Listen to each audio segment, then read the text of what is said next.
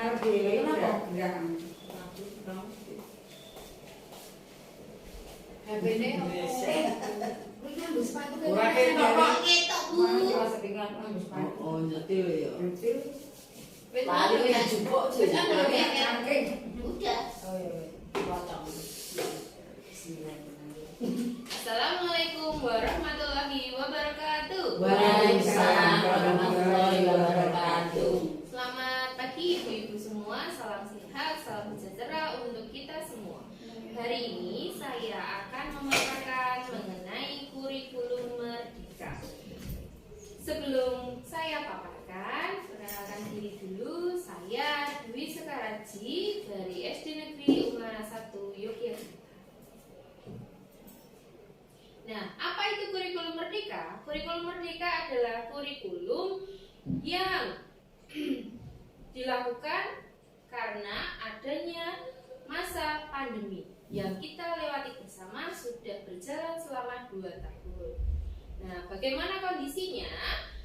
Nah, mestinya berdampak pada pendidikan yang awalnya offline atau bertemu setiap hari menjadi online melalui handphone dan melalui laptop. Lanjut. Nah, kurikulumnya berubah juga. Dampak dari pandemi yang sangat mendasar membuat pemerintah melakukan perubahan kurikulum untuk pemulihan pembelajaran. Nah, apakah kurikulum itu sendiri? Kurikulum merupakan seperangkat rencana dan pengaturan mengenai tujuan, isi, dan bahan pelajaran serta cara yang digunakan untuk menjadi pedoman dalam mencapai tujuan pendidikan tertentu. Nah, apa saja yang ada dalam kurikulum? Di dalam kurikulum itu ada 4. Ada yang pertama tujuan, kedua isi atau konten, ketiga strategi, dan keempat evaluasi. Nah, perubahan kurikulum dari waktu ke waktu itu kita pernah mengalami KTSP 2006, KTSP kurikulum 2013, dan yang saat ini kita alami adalah kurikulum Merdeka Belajar. Nah, kalau di sekolah saya itu menggunakan kurikulum Merdeka Belajar. Nah, kurikulum Merdeka itu sendiri adalah kurikulum dengan pembelajaran intrakurikuler yang beragam, di mana konten akan lebih optimal agar peserta didik memiliki cukup waktu untuk mendalami konsep dan menguatkan sebuah kompetensi. Nah, kurikulum Merdeka itu adalah kurikulum dengan pembelajaran intrakurikuler yang beragam, di mana konten akan lebih optimal agar peserta didik memiliki cukup waktu untuk mendalami konsep dan menguatkan kompetensi. Tujuan dari pembelajaran itu sebagai bentuk implementasi filosofi ajar Ki Hajar Dewantara yang berpusat pada murid. 2. Menguatkan kompetensi numerasi dan literasi murid. Yang ketiga, agar setiap murid mencapai tujuan pembelajaran yang diharapkan.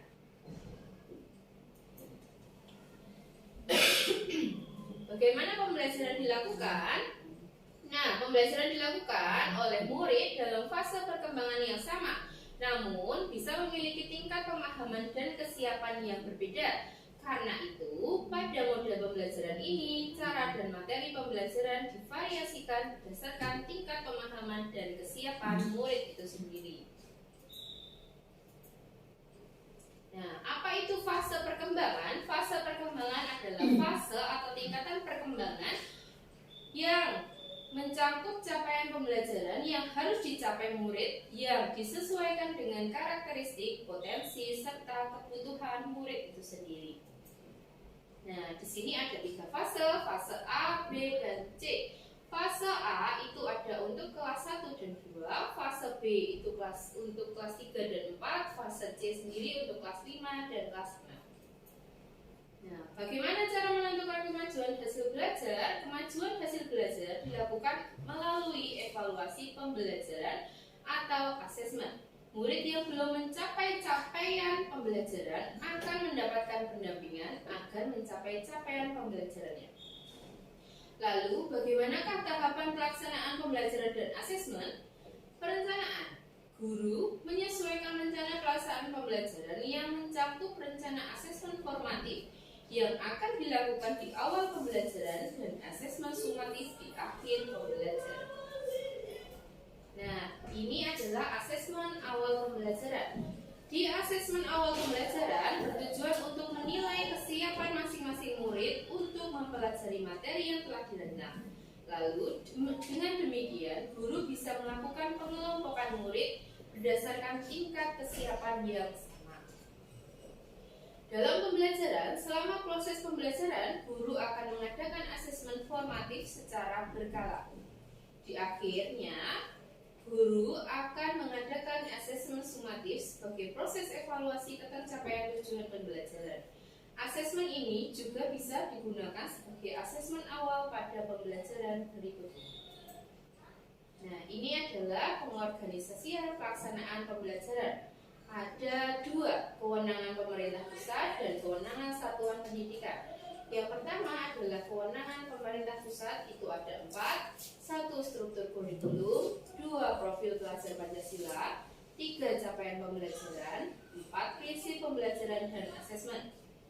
Kalau kewenangan satuan pendidikan itu ada yang pertama, visi, misi, dan tujuan sekolah. 2. Kebijakan lokal terkait kurikulum.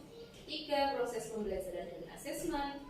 4. Pengembangan kurikulum operasional satuan pendidikan. Serta 5. Pengembangan perangkat ajar. Nah, ini ada strukturnya kurikulum merdeka. Ada 3. Yang pertama berbasis kompetensi, yang kedua pembelajaran yang fleksibel, dan ketiga karakter Pancasila. Pengertian profil pelajar Pancasila itu sendiri adalah merupakan sejumlah karakter dan kompetensi yang diharapkan untuk diraih peserta didik yang didasarkan pada nilai-nilai luhur Pancasila. Gunanya adalah untuk menerjemahkan tujuan dan visi pendidikan ke dalam format yang lebih mudah dipahami oleh seluruh pemangku kepentingan pendidikan, serta menjadikan kompas bagi pendidik dan pelajar Indonesia. Tujuan akhirnya segala pembelajaran, program, dan kegiatan di satuan pendidikan. Ini ada 6 dimensi dan elemen profil pelajar Pancasila.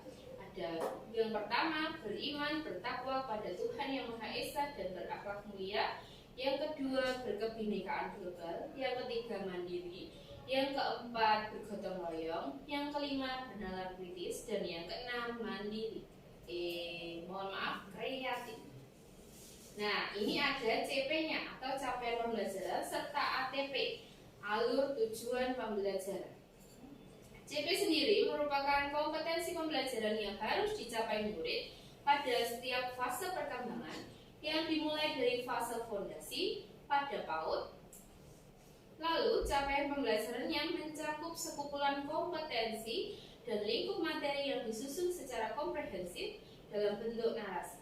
Capaian pembelajaran yang memuat sekumpulan kompetensi dan lingkup materi yang disusun secara komprehensif dalam bentuk narasi. Tujuannya adalah deskripsi pencapaian 3 aspek kompetensi, yakni pengetahuan, keterampilan, dan sikap yang diperoleh murid itu sendiri dalam satu atau lebih kegiatan pembelajaran. Serta penulisannya bertujuan untuk memuat 2 komponen utama, yaitu kompetensi dan lingkup materi. Yang pertama adalah kompetensi. Kompetensi itu adalah kemampuan yang perlu didemonstrasikan oleh murid untuk menunjukkan dirinya telah berhasil mencapai tujuan pembelajaran. Yang kedua adalah lingkup materi. Lingkup materi merupakan konten dan konsep utama yang perlu dipahami pada akhir 1 unit pembelajaran. Nah, ini adalah konsep ATP atau konsep alur tujuan pembelajaran. Jika capaian pembelajaran adalah kompetensi yang diharapkan dapat dicapai murid di akhir fase, maka alur tujuan pembelajaran adalah rangkaian tujuan pembelajaran yang tersusun secara sistematis dan logis di dalam fase pembelajaran. Alur menjadi panduan guru dan murid untuk mencapai capaian pembelajaran di akhir suatu fase. Tujuan pembelajaran disusun secara kronologis berdasarkan urutan pembelajaran dari waktu ke waktu. Nah, ini adalah pemaparan saya mengenai kurikulum kita. Hanya kurang lebihnya mohon maaf. Wassalamualaikum warahmatullahi wabarakatuh. Waalaikumsalam.